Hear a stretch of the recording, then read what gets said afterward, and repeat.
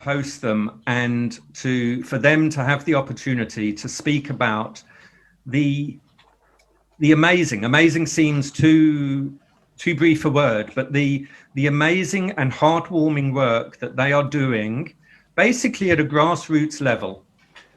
Now, all of Road to Recovery's staff are in fact just volunteers. They do it for to coin a Hebrew Yiddish word, nachas. They do it for the nachas, and they do it because at the very essence of Road to Recovery's belief system is that bit by bit, family by family, they can reach out and forge relationships with the other side, the Palestinian people, and bridge the divide that exists between the Palestinians and the Israelis. And, they're managing to do that bit by bit. They forge often deep relationships with Palestinian children, with their parents. And, you can imagine how difficult it is. And I certainly can as a parent myself, that, if you've got a child and they're going into, because they desperately need urgent medical attention that isn't available in the Palestinian territories or in Gaza, that they have to essentially travel into what their leaders perceive as enemy territory. It's very intimidating. They don't necessarily speak Hebrew. They don't necessarily speak much English. And they are entrusting themselves and the safety of their children into the hands of Israeli strangers. And, without going into too much detail, you'll be hearing about all of the, the stories, their work, all of the stories about the relationships that they build.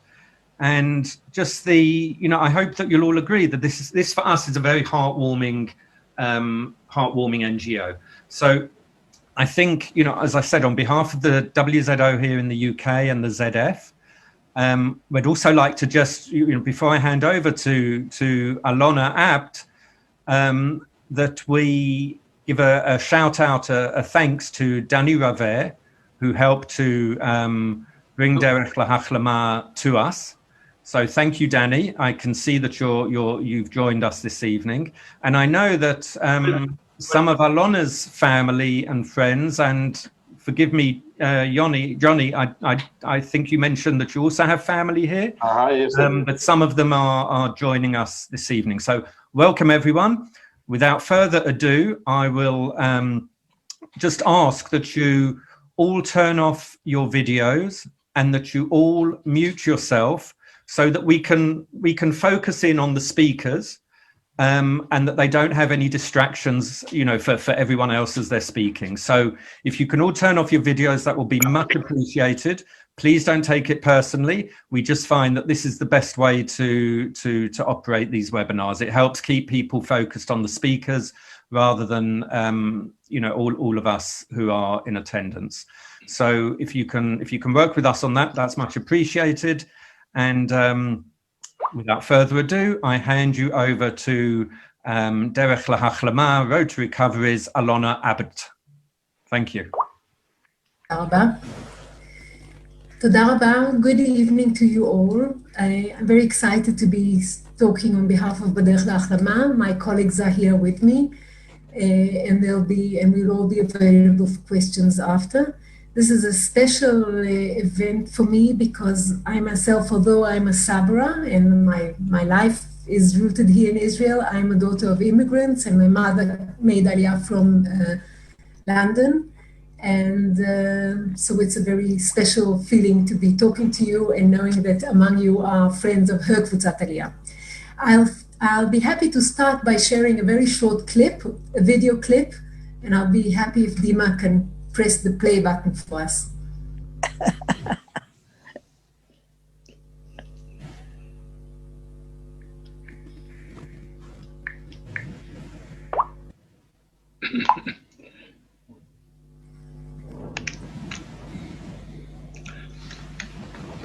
ואדי ערה. עבור מרבית המשתמשים בו, השער הזה הוא מפתח לחיים של כבוד. אבל יש גם מי שמבחינתו הכניסה בשעריו היא פשוט תנאי לחיים. כל שבוע פעמיים, 6 פעמים. לקחת את הבת שלי לבית חולים שיבא בתל אביב, לקחת לשערי צדק. כשאמג'ד עובר את הגבול, מחכים לו בצד השני מלאכי המחסור.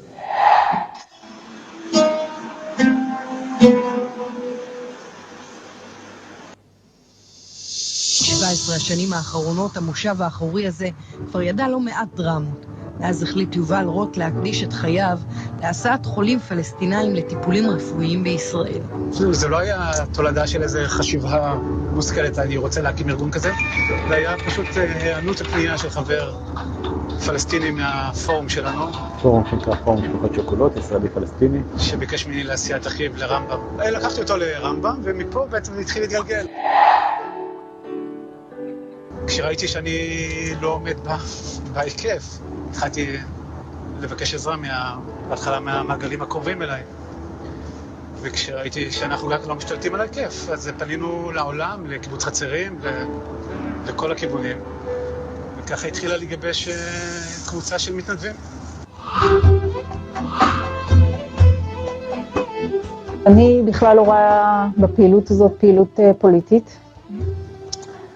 ולהפך, אני רואה בפעילות הזאת משהו שהוא קשור אליי, שאני יכולה לעשות שם משהו, כי לעמוד ולהפגין, אני לא מוצאת שזה עושה באמת משהו. באתי לפני 8 שנים מפה, כן.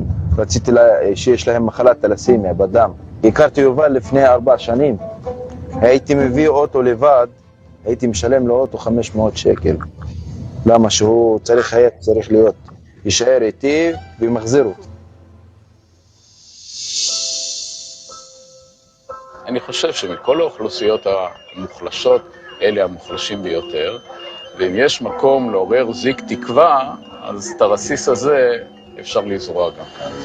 הייתי חולה ב-2008 בסרטן דם, חזרה המחלה ב-2010 והלכתי, התקשרתי ליובל, הוא אגב לי בסדר, אנחנו בבוקר נבוא למחסום, לקח אותך לחיפה לרמב"ם. אם אני רוצה משהו, יובל יביא כל משהו, והולך.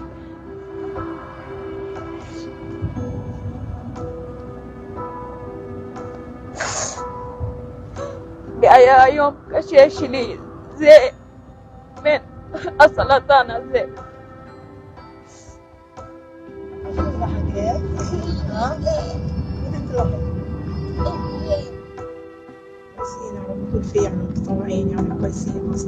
يعني من إغز مثلا إذا حبيت تطلعي على الرمبم بدون متطوع ألف شكل بتكلم.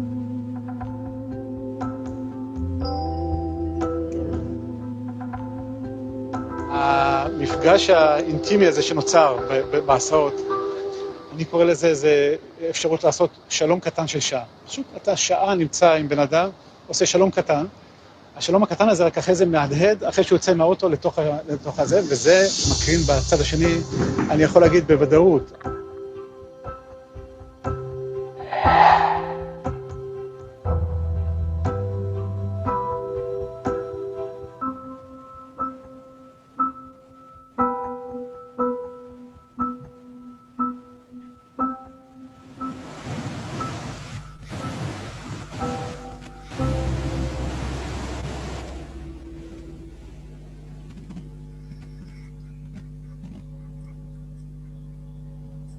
Thank you. Okay, I'll just share my screen now. Just a second, please. Just 1 second.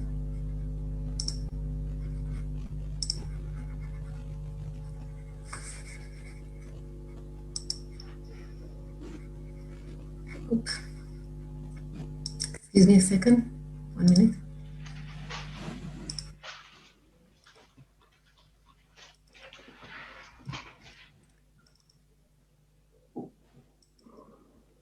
Okay, so as I said earlier, my name is Alona Abt. I'm talking to you from Ramat HaSharon. We too are under lockdown. It's been a very strange year all around the world. Maybe today's new start with Biden is a sign for returning to some kind of normality. I hope part of you have already had the pleasure of getting a jab and being yourself on your private road to recovery and health. I live in Ramat HaSharon and I actually have a very privileged life. There's a job I like. I have a wonderful family. These are my 3 kids. This was a picture taken on the day my son joined Tzahal.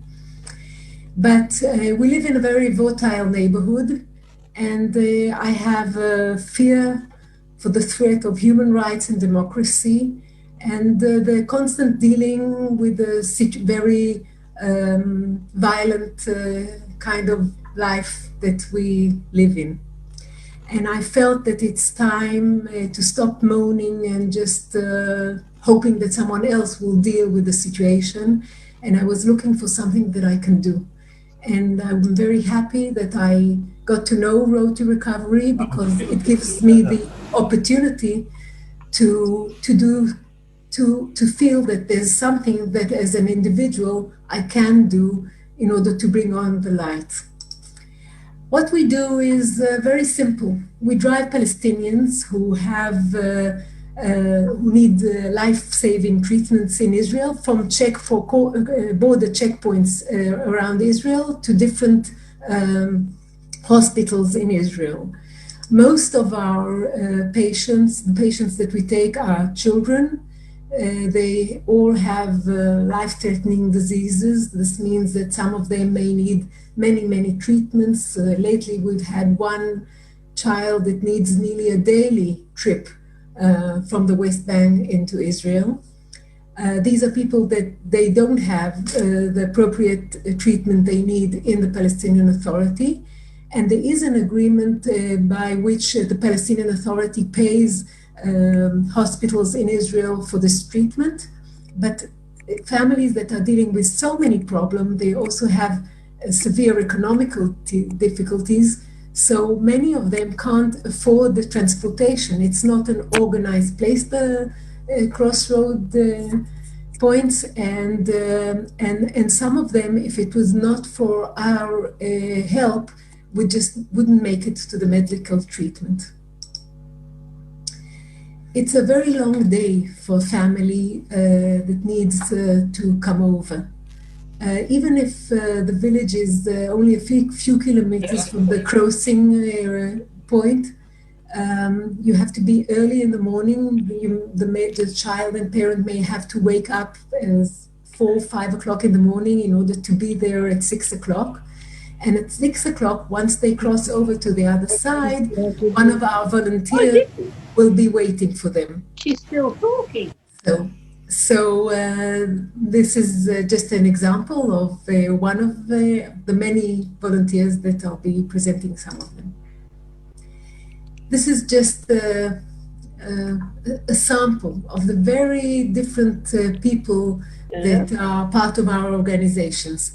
There are people from different communities, different lifestyles. You want to leave it? Different lifestyles and different occupations. It's a very individual kind of voluntary work because it's you in your private car on the day that you choose to make the ride, but we all have one thing in common. It's people that want to do something simple, practical, that we know it's worth for the people that will be helped by it. To have 100 cars each day going to 7 crossroads demands a very well organized coordination system. We've lately, our volunteers have recruited some students, and together we have with them the volunteer that took charge of it, and I know he's here among the audience as well, Amir, have created an app by which we put in all the details of the patients that need a ride, and each volunteer can use his mobile device in order to say, yeah, I can take that trip. We do the trip to the hospital, that's very early in the morning for the early birds, or in the afternoon, taking them back from the hospital to the crossroad. All our work is done voluntary. This means that we have today over 2,000, close to 2,000 volunteers. Not all of them are active drivers. Some of them do different things. I'll be sharing with you what I do, but it's really amazing that we managed to operate such a large-scale operation with no paid personnel. How did it all start? Yuval Roth and Yael are here among the audience, and they'll be happy to answer questions. Yuval created this wonderful organization which stemmed out of his very personal tragedy. Yuval lost his younger brother 10 years, or more than 10 years ago. His brother was murdered by the Hamas. And Yuval joined the circle of bereaved Israeli and Palestinian bereaved families. And one day, a friend of Yuval in the circle, Palestinian friend, said, can you do me a favor and help me out? My brother needs treatment in Rambam Hospital. And Yuval said, sure, I'll help. And very quickly, a friend brought a friend, and the rumor was out, and Yuval was recruiting his family, his neighbors, people living in his town.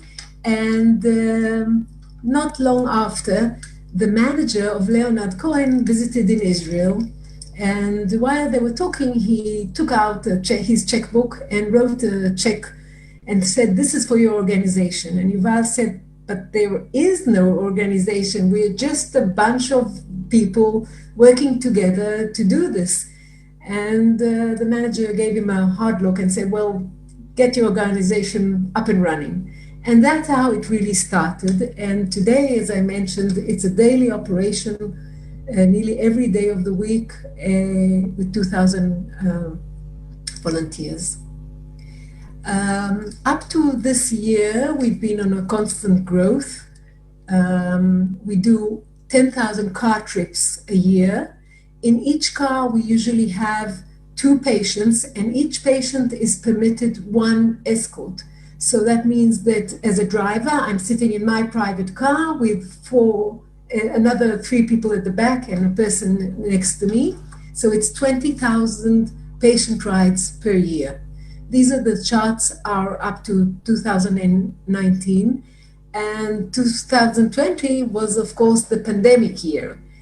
And the pandemic was not an easy challenge. Many of our volunteers are in the risk age themselves. So they had to look after themselves and stay home. And also for the people that we drive, many of them have a very weak immune system, and the idea of being within a car with other people was problematic. So you can see here how there was a very big fall at around March, April. And then one of our volunteers put in his private Facebook post and said, I've been doing this voluntary work for so long and I can't do it at the moment. And but I feel very badly because there are people that need help. And we were amazed, but 400 young volunteers joined us and help us carry out all the trips. Today, we are answering all the needs that come to our attention. And we've had all in all this year, 15,000 patient rides. I personally, a few years ago, stopped driving and concentrated on these days at the sea. This is something that I took upon myself. It's 1 out of 3 days which we do each year, except for the last one. We invite the people that we drive, as well as their families, like it's about 50 family, bring up to 5 members, for a day in which they can relax, refuel their energies, because we understand that body and soul are so connected, And it's not only about getting the right medicine and right medical treatment, but it's also about their ability to suck in some human warmth and the happy moments. I remember that in one of these days, I was looking at the people having fun in the water, all this day with 200 Palestinians, 100 Israeli volunteers. Among the volunteers, there was a very big group of Arab Israeli volunteers that helped. Their help was especially interesting because in our reality in Israel, there are not many opportunities in which Jews and Arab Israelis can stand on the same side and reach out to the other. And of course, their ability to speak Arabic was also a practical help. And I remember as I was looking at all these people just enjoying the gift of nature and the beauty of the sea and the sun, Yael, who was standing next to me, said to me, look at that, can you see that? That's how peace will look like. So this has been a very special day for me each time that I had the privilege of having it organized. And it's really a very inspiring moment to see how it's possible. Then in the intimacy of the car, every ride is a very different ride. Sometimes, as I said, it's very early in the morning and people are just very tired. They started their day at 4 o'clock in the morning and they just nod off. Sometimes there's a language barrier because most of our volunteers don't speak Arabic, and many of the people that we drive don't speak a good Hebrew or no Hebrew at all. So we have now volunteers, Arab volunteers that help us out with translation. And there are many of our volunteers that have expressed an interest, and we've even started courses to learn Arabic. And it's really up to each person to create their own relations within this little intimacy of the 1 hour drive. This is just one story of the many, many stories that I chose to share with you. This is Azriel Dansky. He lives in Haifa. He's a Holocaust survivor. He wasn't too keen to continue driving as much as he used to in earlier years. But when he met this young boy, Taysir, who needed a kidney transport, there was just a very special click with him. And Azriel just took him under his wings, and for 2 years in which the boy was getting treatments in the preparation for the transplant and after the transplant, Azriel just wrapped him with a lot of care, helping his parents when they had to be next to his bedside. And this is a lovely smile of Taysir some years after. Sometimes the stories don't have a happy ending. This is a picture of Amna Faraj. She was a young, beautiful, beautiful young girl that I remember from one of the days at the sea. This is when the picture was taken. And unfortunately, she is not with us any longer. And when a patient passes away, we make sure to go and visit a condolence visit to the family. And this too is a very strong emotional meeting, because the families really understand that we're coming out of with an open heart and with good intention, not only to help them at the time where when they were hoping for salvation for their dearest one, but also coming with respect and with sharing the memory of the person that we drove for long. Amna, for instance, I think it was about 4 years of many trips that our volunteers took her. And for the people that do get through the treatments and the medical care, this is a letter from Khaled Zidun, which I would like to read out quickly to you. Dear Yuval, I've never had a good chance to talk to you openly. I think you're doing the most amazing thing ever in regards of the conflict in this area. Personally speaking, you, all your friends, and all the beautiful people in Rambam saved my life twice. First from cancer. The second time is from being close-minded fanatic. All Palestinians, I think, as all Palestinians, I think I was brainwashed to hate everyone, especially Jews. What you are doing is one of the reasons why I now prays for peace and do whatever I can from my place as an English teacher to make more people hope and seek peace too. Thank you so much, sir. We strongly believe that although what we're doing is on a very personal level, it's a person-to-person meeting, a people-to-people meeting, there is a ripple effect from the family to the extended family, the Hamula, the entire village, and the entire Palestinian community.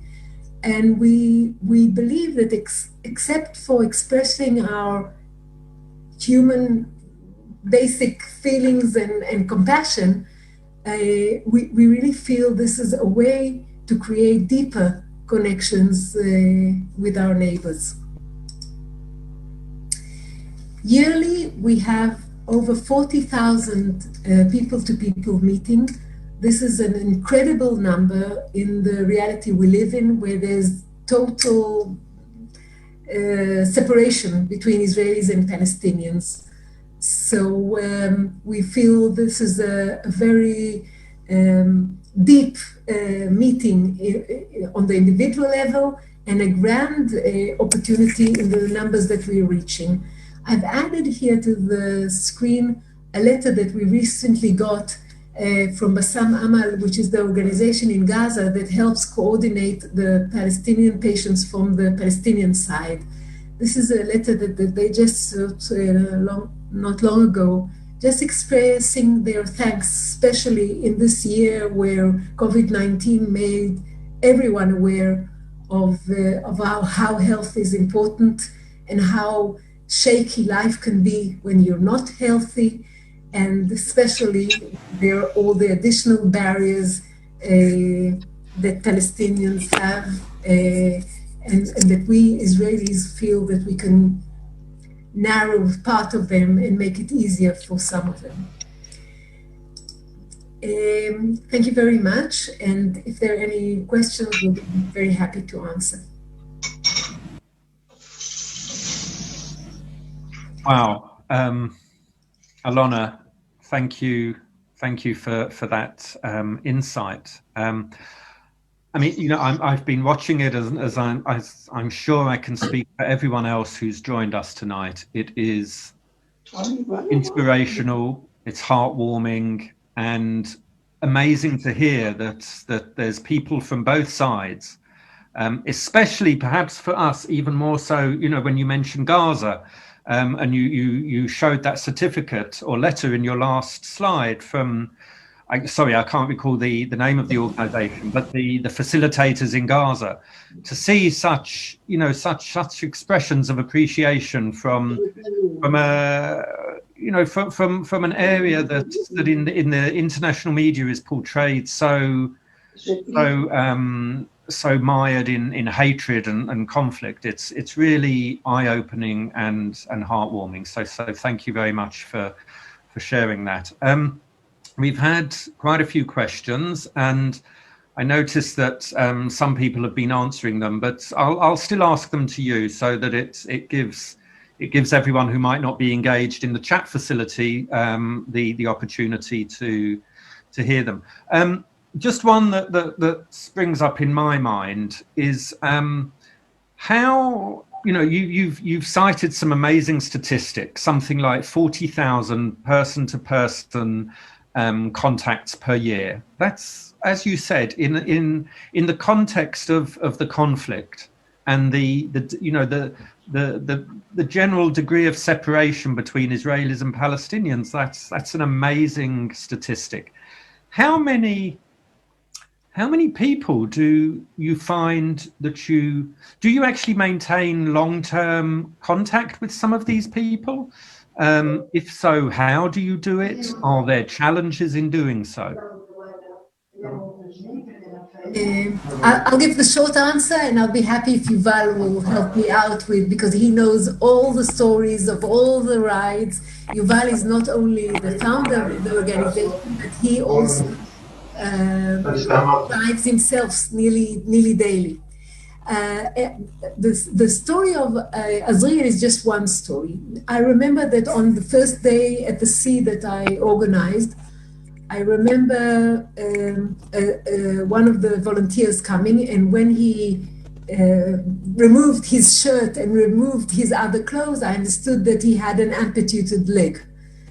And it was a sight I will never forget, that a few minutes later, the bus with the children, with our visitors coming to the day at the sea arrived. So first of all, there was a roar from the bus saying, the sea, because you must understand that for many Palestinians living on the West Bank, a sea is something that they may have not seen in their life. It's better than any Luna Park that you could take them to. And then one of the children was a young boy that had severe orthopedic problems. And this volunteer just like adopted him and made sure that whenever he needed a ride, he wanted to take him.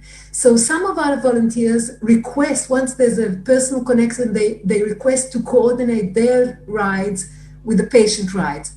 And some of them just say, I can do it on Monday at 6 o'clock in the morning, and mi sheba baruch haba. Yuval, but maybe you have a different additional story. We have a lot, thousands of stories, I think. I just, unfortunately, we lost one of our patients that we used to transport the last 3 years. She died a few days ago. We will come to the family, of course, but it's just example of the connections that between the volunteer and between the patient. One of her name is Dalal Abu Razale. She was born in Jericho, and one of our volunteers, she just wrote a little. She wrote, she was just 17 years when she died.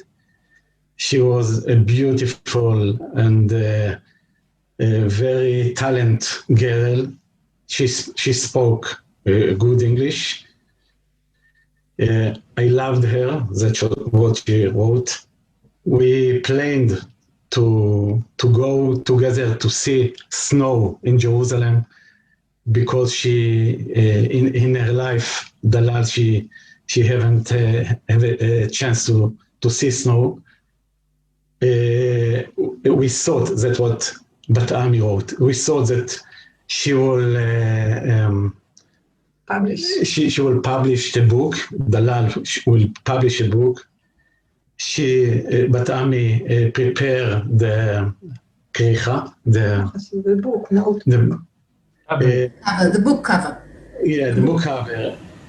She wrote, we had Bat Ami and Dalal, we had a lot of plans and dreams that will never will never get realized.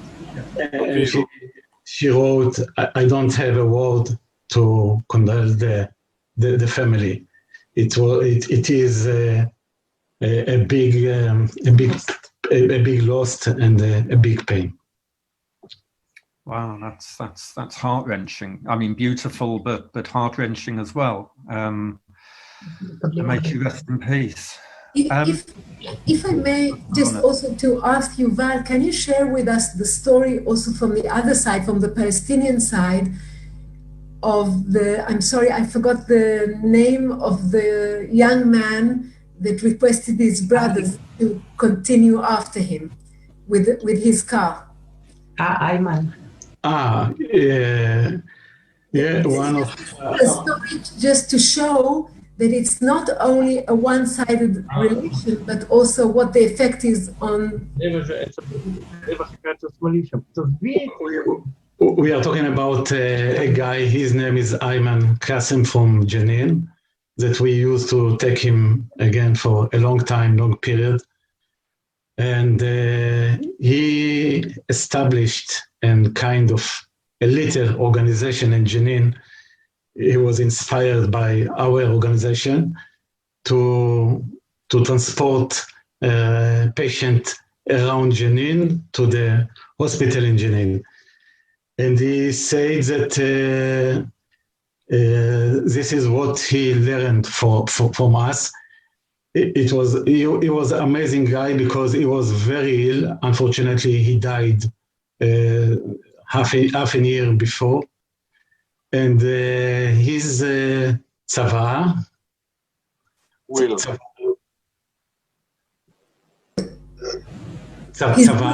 His will.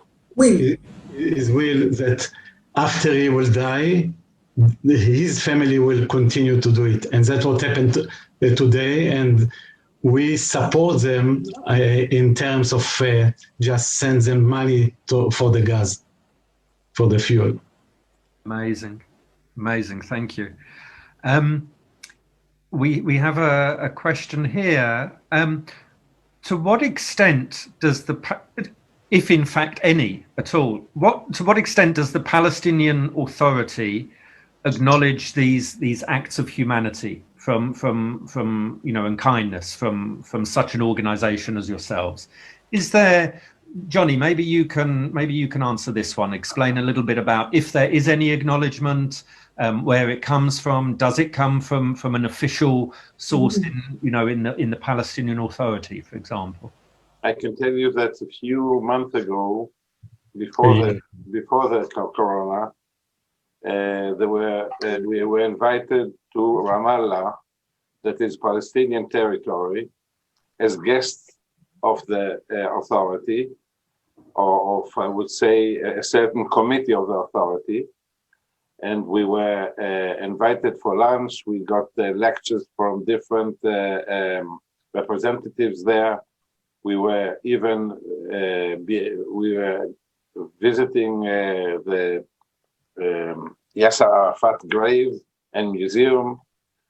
And when we went into Ramallah, the local police stopped the transportation so the two buses that came in could drive freely directly with no disturbance. Now,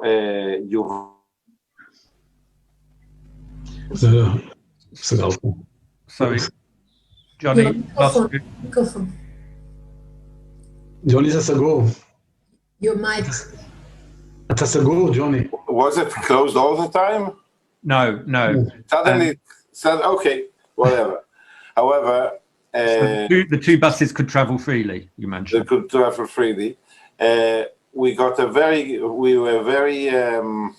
a certain plaque. We got a certain recognition on one hand. On the other hand, I'm sure that Yuval, that is connected much more and could tell some more about the connection between the authority and the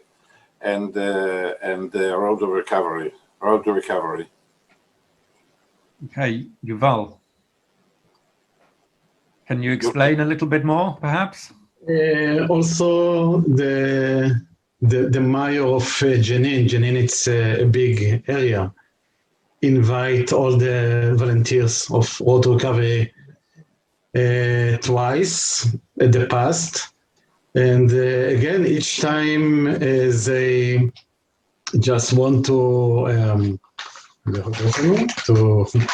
thank us, to thank us and to say how important this job, because again, road to recovery, it's not just to bring somebody from A to B. Road to recovery is what happened between A to B. And this is the point. What Khalid Ziud, what Alona, this is what road to recovery about. And it's again and again in every meeting, when we are coming to the families, they mention that they kind of discover a different face of the Israeli, because in their reality, they know just soldiers, settlers, checkpoints, and so on. And all of a sudden, they see that there is another kind of people in Israel. So for me, this is what's World Recovery about. I would like to add something more, and another story that I'm not even sure that Yuval knows the story. But one of our volunteers, his name is Igal, drove to Jordan with a group of people, and the border was blocked because of a certain new rule that wanted this kind of paper certificate instead of the other kind of certificate. And he went, our volunteer went quietly to the manager of the checkpoint and showed him the certificate that he volunteers in road recovery. And immediately he let him in with his friends, no problem, nothing, go on. So even he somehow knew about it. Amazing. It is a very quiet organization. It is a very modest organization. But in the right places, it's quite well known. Yeah, an amazing organization. Actually, one of my colleagues who's watching on Facebook reminded me that we, every now and then, obviously before the pandemic hit, we take groups of activists, pro-Israel activists, and others who have never been to Israel before. We take them on trips to Israel. And on a couple of occasions, we've taken people to the Erez crossing with Gaza, and they've actually seen this happening, up close and personal. These journeys. So we look forward to, please God, a time in a not too distant future when we can return to Israel and please God, meet you in person. In the meantime, there's another question here. About communication. So you have your network of volunteers. They're meeting Palestinians. How do they communicate? Does Road to Recovery provide any training in Arabic? How and on from that, how communicating are the Palestinians who I would imagine would feel quite intimidated, scared because of the situation that either they are facing with their health or their children, and it's compounded by the fact that their reality, the reality that they're exposed to is very different from what they're seeing in front of them. So I guess my question is twofold. How is there, what is the language issue? Does Road to Recovery teach its volunteers Arabic, and how is the communication in general? אולי שולי תענה, שולי. Julie, would you like to answer? It's another. No. Well, yes. So switch on your video so we can see how beautiful you are. I think that the picture is better, but still I cannot. I mean, it doesn't work here. It has to be allowed from the from the facilitator.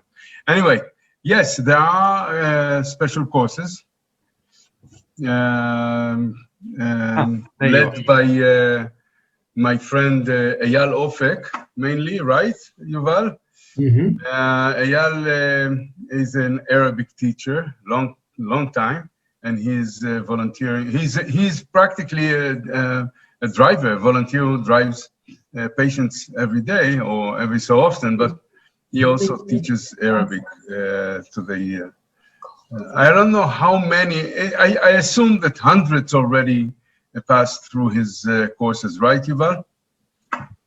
Now the basic, it's basic Arabic for basic conversation. We do not expect them to read books after that. but it's good enough for this 1 hour of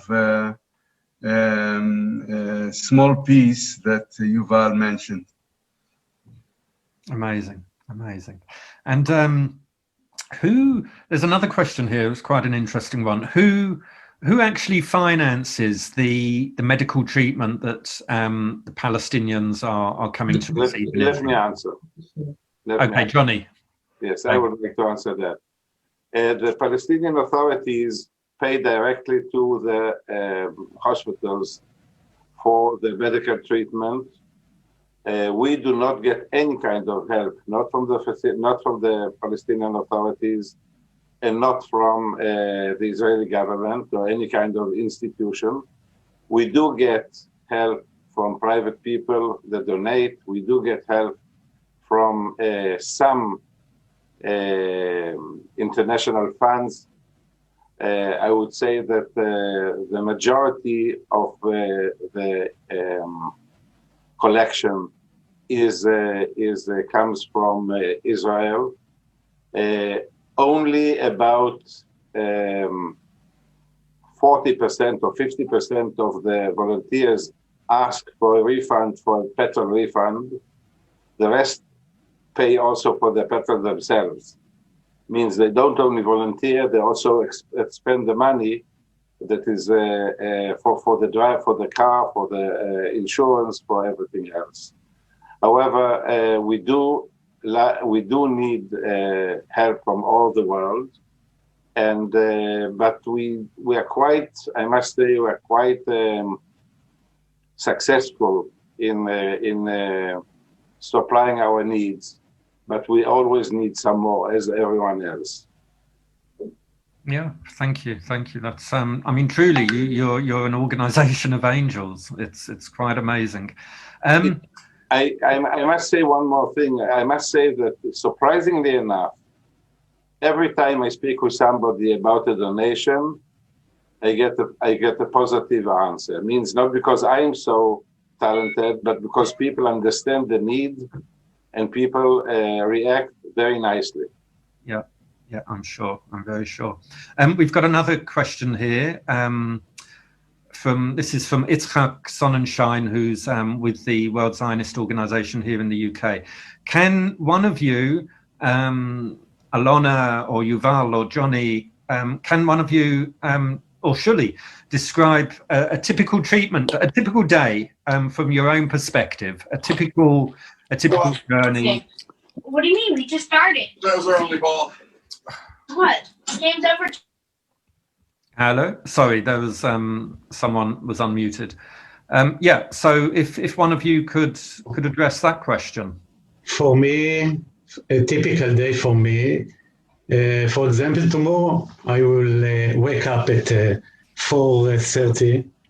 I'll go to a checkpoint that's called Barta checkpoint. I'll take a patient to Tel HaShomer. And one of the patients that I'll take needs to go to Hadassah and Karem in Jerusalem. So first of all, I'll go to Sheba and then to Hadassah and Karem. So this is the morning, and then I guess I'll get back to my home. And then after afternoon, we have to get all the patients back. So it depends now. I don't know about tomorrow. It depends if we'll have enough volunteers. But usually I'm going either morning or afternoon, and some both of them. It's really a long day, a lot of kilometers, but a lot of sipuk. Satisfaction. Yeah, because in one day I can meet a lot of people. Some of them are, I know them from long time. Some of them I know for a short time. Some of them I just meet the first time. It's the start of a new friendship. So each day is is different, and for me, it's a lot of sipuk. What is sipuk? Satisfaction is, it's not sipuk. Satisfaction is sipuk, yes. Okay, satisfaction. Wonderful, wonderful. Perhaps one of you can explain a little bit more with when you're transporting, Palestinian kids from Gaza or the West Bank into the Israeli hospitals. Are they always accompanied by a guardian, whether it be a parent or an uncle or an aunt or brother or sister? Are they always accompanied? Yes, but there is a big difference between the West Bank and Gaza. Yeah. In Gaza, we confront a lot of problems with the permission, a lot. The problems is in terms of our security system that prevent the parents to come with their kids. So a lot of times we meet a grandfather or grandmother that they are the escort of the grandchild, and it's really very tough situation to see the kids that he needs, his parents. That is what naturally he needs. And yesterday I took 3 kids from Gaza to Jerusalem, to Shaarei Tzedek. All the 3 kids came with their grandmothers. So it's always with escort. We confront, it's very rare, a case that they don't have any escort because all the family prevent from some reason. So in this case, they one of the neighbors, or I don't know, comes. And one time we took just the patient because they cannot find any escort, and it was an emergency case. So we just took it's a case, but it's happened in Gaza. In the West Bank, I can say no problem in this kind of. Yeah. Okay, thanks. Alona, during your presentation, you mentioned a young child who needed daily treatment. And we have a question here asking, can he or she stay in Israel during their treatment rather than having to make the trip daily? Is the trip made daily, or does the child indeed get to stay in Israel? Yuval will elaborate, but it depends first of all on the medical situation. If a patient has to be hospitalized, it's one situation. And we've had some cases where people had to be hospitalized for a time. And as I mentioned, we have among us also Arab Israeli volunteers. And I remember in one of the cases, a volunteer, she made sure to find a home where the wife, I think it was a wife, could stay and come daily from the village to the hospital nearby. So we have such cases, and then we try to accommodate and help. So that's why there are very different ways for volunteers to reach out and assist, not only by driving. And in some cases, it's really a daily ride. Maybe Yuval, you want to elaborate on it? Yeah, the Elazis, we have now just one kid that every day except Tuesday and Saturday, we took every day from Jenin to Rambam Hospital, dialysis. I must say that they established a unit, dialysis unit in the West Bank. I'm talking about the last 4 years that they established it. Before that, they didn't have any dialysis, pediatric dialysis in the West Bank. So now it's become better in the West Bank. Truly amazing. It really is. Do you have, through your work and through the years, have you developed any relationships with other Palestinian organizations, putting aside, the Palestinian Authority and I guess the official contacts you have to go through with Gaza? Have you developed any other good relationships with any other Palestinian organizations that help you foster better relations? Not we more concentrate on the work here in Israel. Yeah, we had some relationship with an organization in the West Bank that called Greenland, which deal with kind of paramedical. So it's a little bit. We have some שיתוף פעולה, some connection with, but on a daily basis, Basmat El Amal, it means smile of hope. That's what it means. Right. This is the organizations that located in Gaza, and they are the address for all the patients in Gaza. And on a daily basis, we are in contact with them in terms of coordination. And in the West Bank, we have connection with a man called Naim El-Beida. This guy, for the last 10 years, he is the one that in charge of all the coordination in the West Bank. So he worked with some Palestinian women that, on a daily basis, they are in contact with our coordinators. I would like to add something about Naim. Please do, Alona. Naim is really like, you asked about organizations, and Naim is exactly the opposite of an organization. It's a one-man organization. This, when I joined Rome to Recovery, and we were going to Kibbutz Dot Yam, one of the kibbutz where we do the Day at the Sea, we wanted to speak to the youth of the kibbutz because we wanted them to volunteer and help out in the water, with the water activities. And so we wanted to make it like an educational gathering and meeting where they could also meet Palestinians that are living not far away, but they don't get to meet. And Yuval said, okay, but we must get Naim. Can you pick him up? He'll be working, he has a work day. Naim is a construction worker. He works daily in construction in Israel.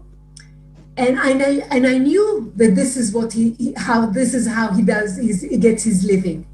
But only when I reached my car and I saw this guy wearing his clothes full of paint from a hard day's work, sitting at the sidewalk waiting for the ride, I really understood that he has a hammer in one hand and the cell phone on the other, and he stands on I don't know what story and starts to coordinate. How old is the boy? You need a safety chair? Okay, yeah, no, that car isn't good. I need one with a... And this guy, he starts his day very early, and at the end of the day, he hardly gets home, gets a meal, gets a shower, and gets all the phone calls of the people that phoned him, asking him to try and coordinate a ride for them. So he's really a very extraordinary guy. And talking about how connections are formed, so one of our volunteers that during the years formed a strong friendship with him said to him, heard that he has an olive grove. Olive grove, you say? So, yes. And, when the time comes, you have to go and pick it at the right time. So some of our volunteers helped out to pick the olives. And then this volunteer said, hey, but you know what? He makes such wonderful olive oil and olives. Maybe I can get some, and whoever wants to buy some, I will send him the money. You can buy it from me. So these are all sorts of small initiatives that kind of mushroom out of these encounters. Yeah. It's mind-blowing in the most wonderful way. It truly is. We've had a lot of messages saying, congratulating you guys on the wonderful work, and everyone without fail is saying how heartwarming it is. So, here's to your continued success in the future, and please God, one day sooner rather than later, we'll know more peace from Israel and its immediate neighbors. But I mean, in the meantime, the work is fantastic. And for everyone who's still with us, we will be sending out an email tomorrow with details of Road to Recovery, details of their website, details of how you can make a donation if you would like to do so. So bear with us, and tomorrow we'll be sending all of that information out to everyone tonight who's attended, including a link to this evening's webinar. So that if any of you have missed a bit, or for those of you who've had to leave early, you can pick up from where you left off. But on behalf of us at the Zionist Federation and my colleagues at the World Zionist Organization here in the UK, from the very bottom of our hearts, thank you. It doesn't express it enough, but thank you. Stephen. Thank you. Shalom. Shalom, Yuval. Shalom, Alona. This is Ronnie Cohen here. Hey, Ronnie. Ronnie, yes. On behalf of the Road to Recovery, I want to thank you and Dima for an unbelievable good job. Thank you very much. Thank you. And we really appreciate very much the possibility you gave us to tell a little bit about our organization. And with such a very good and very nice cooperation all the way. Really, it's really very well appreciated. Thank you. Our pleasure. Thank you very much. Okay. Thank you, everyone. For those of you who are still with us, we have another webinar next week all about the Knesset, the history of the Knesset, because it's coming up for the 72nd anniversary of the Knesset. So join us for that. You can see details on our social media. It's next Tuesday, the 26th at 7 p.m. And then we'll start to advertise more webinars in the very near future. But on behalf of us all, and I'm sure our guests this evening as well, we wish all of you at Road to Recovery the very best, and the best of success and luck for your future trips. Thank you so much.